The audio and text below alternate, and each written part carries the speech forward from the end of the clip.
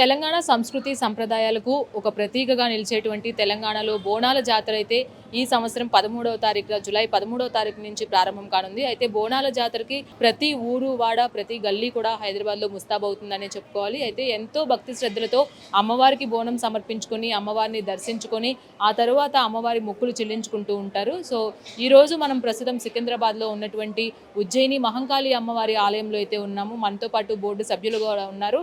ఈ సంవత్సరం ప్రత్యేకించి ఎటువంటి ఏర్పాట్లు చేస్తారు, ఎందుకంటే అమ్మవారి దర్శనం కోసం అలాగే అమ్మవారికి రెండవ వారం సమర్పించేటువంటి బోనం కోసం ఊర్ల నుంచి జనం తరలి వస్తారని చెప్పుకోవాలి. మరి ఆ భక్త జన సంద్రోహానికి సంబంధించి ఎంతవరకు ఏర్పాట్లు పూర్తి చేశారు అనే దానిపైన మనతో మాట్లాడడానికి ఆలయ బోర్డు సభ్యులు ఉన్నారు.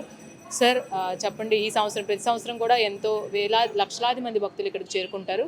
ఈ సంవత్సరం భక్తుల అంచనా ఎంతవరకు ఉంది, ఏర్పాట్లు ఏ విధంగా చేస్తారు? నమస్తే అండి. ముందుగా మీ టీవీ వారికి ఆషాఢ మాసం బోనాల శుభాకాంక్షలు అండి.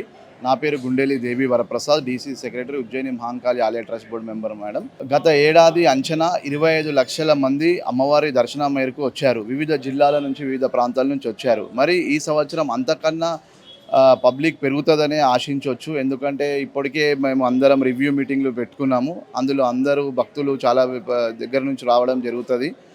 ఈసారి ఆర్టీసీ బస్ ఎలాగో మహిళలకి ఫ్రీగా ఉంది, అలా దాంతోపాటు ప్రతి ఒక్క భక్తుడికి అమ్మవారి జాతరకి రావడానికి మగవాళ్ళకి కానీ చిన్నపిల్లలకు కానీ అందరికీ కానీ ఆర్టీసీ బస్సులు పెట్టడం జరిగింది. డిస్టిక్లో నుంచి వచ్చిన వాళ్ళకి మరియు ఇక్కడ సిటీ లోకల్ నుంచి బోనాల జాతర స్పెషల్ బస్సులు పెట్టడం జరిగింది.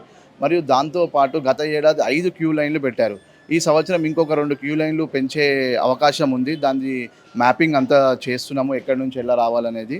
తర్వాత ముఖ్యంగా బోనాలు ఎత్తుకొని వచ్చే మహిళలకు వాళ్ళకి ఎలాంటి ఇబ్బంది జరగకుండా క్యూలలో గంటల తరబడి నిలబడకుండా వాళ్ళ లైన్ని చాలా తొందరగా మూవ్ అయ్యేటట్టు అక్కడ ఆ లైన్లో ఖచ్చితంగా మహిళా పోలీసులను ఏర్పాటు చేసి షీ టీమ్స్ని ఏర్పాటు చేసి మరియు ఈ స్క్వాడ్స్ అండ్ గార్డ్స్ మహిళలు ఉంటారు కదా, వాళ్ళని ఏర్పాటు చేయాలని ఒక నిర్ణయం అనుకున్నాము. వాళ్ళకి ఎలాంటి ఇబ్బందులు లేకుండా చూడాలనుకుంటున్నాం. అలాగే మెయిన్గా శివసత్తులు మరియు జోగినీలది చాలా వైభవంగా అంగరంగ వైభవంగా బోనాలు తీసుకొని వస్తారు.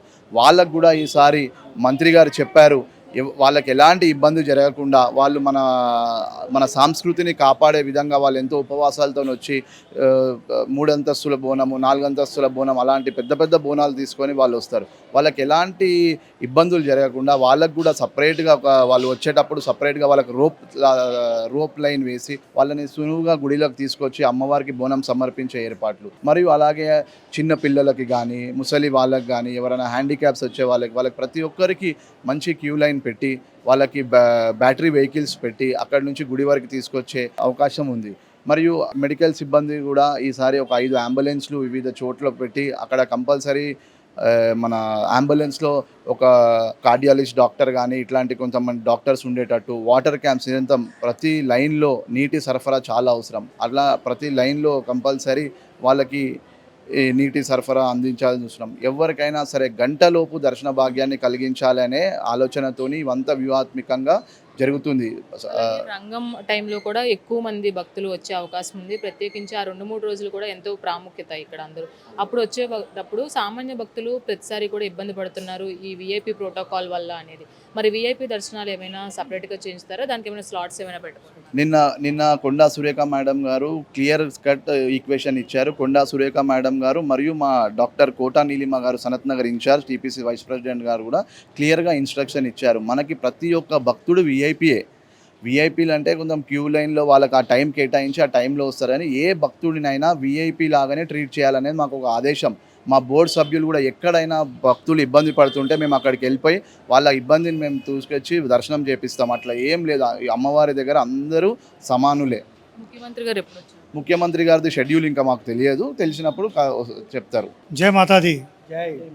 Ujjaini Mahakali Mata trust board member Rakesh Agarwal. अभी जो बोनालू उत्सव आ रहा है उसके लिए हमें जो कोंडा सुरेखा मैडम और हमारे जो सनत नगर इंचार्ज है PCC vice president doctor Neelima madam ने जो हमारे को जो आदेश दिया है, हम उसके अनुसार पूरा कार्य करेंगे। जैसे सीनियर सिटीजन्स है या हैंडीकैप है, उनके लिए बैटरी कार का भी इंतजाम किया गया है। और आपने जो एक क्वेश्चन पूछा कि वीआईपी, सुरेखा मैडम ने हमारे को ओपनली बोला है, नो एनी वीआईपी, ऑल भक्ट्स ऑल डेवोटीज वीवीआईपी। जय माता दी। సో చూసుకున్నట్లయితే అమ్మవారి బోనాల జాతర ఉత్సవాలకైతే ఆలయం అప్పటికే ఆలయ అధికారులు అలాగే కొండా సురేఖ కావచ్చు, కోటా నీలిమ కావచ్చు ఆల్రెడీ ఒక షెడ్యూల్ని అయితే ప్లాన్ చేశారు. దాంతో పాటుగా వచ్చే ప్రతి భక్తుడికి కూడా వీలుగా దర్శనం అయ్యే విధంగా అలాగే బోనం ఎత్తి సుదూర ప్రాంతాల నుంచి భక్తులు ఇక్కడికి వచ్చే అవకాశం ఉంది కాబట్టి వాళ్ళకి ఎటువంటి ఇబ్బంది లేకుండా వాళ్ళకి దర్శనం శీఘ్రంగా అయ్యే ఇబ్బంది లేకుండా కూడా శీఘ్రంగా అయ్యే ఏర్పాట్లు కూడా ఇక్కడ ఆలయ అధికారులు చేస్తున్నారు. అలాగే శివశక్తులు హోరు అనేది మనకు తెలిసిందే ఉంది. ప్రత్యేకించి ఈ బోనాల జాతరకి శివశక్తులు ఒక స్పెషల్ అట్రాక్షన్గా కూడా ఉంటారు.